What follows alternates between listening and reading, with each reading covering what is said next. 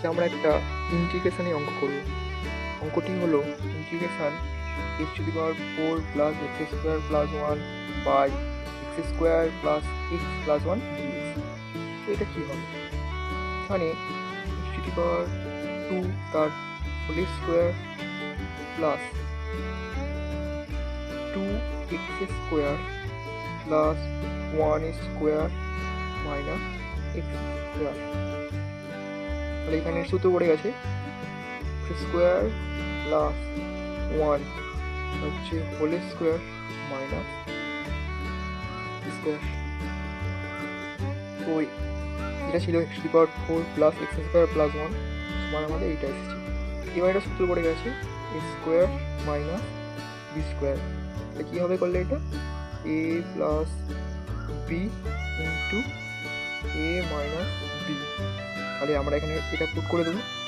করলে কী আসবে স্কোয়ার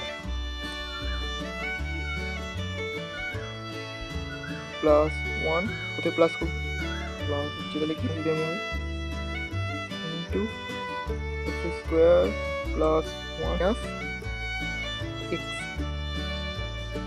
এই মানটাকে নিয়ে এর উপরে বস করিয়ে দেবো। কি আসবে integration square plus 1 plus X into X square plus 1 minus X নিচে X square plus x plus 1 bracket দেবো ডিএক্স। মানে এটা কেটে যাবে, কী হয়ে যাবে integration X square plus 1 minus X bracket D dx. এরপরে সেপারেট করে নিতে হবে integration X square dx plus integration dx minus X dx.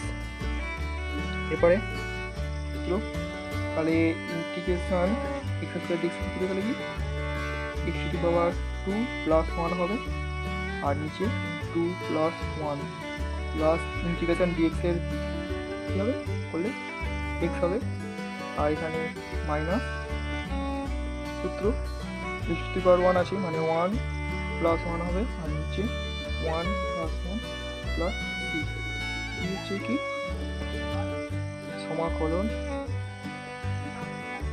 সমাকলন ধ্রুবক। তাহলে উপরে কি আসবে x to the power 3 by 3 plus x minus x square by 2 plus C. তো এটা আমাদের ফাইনাল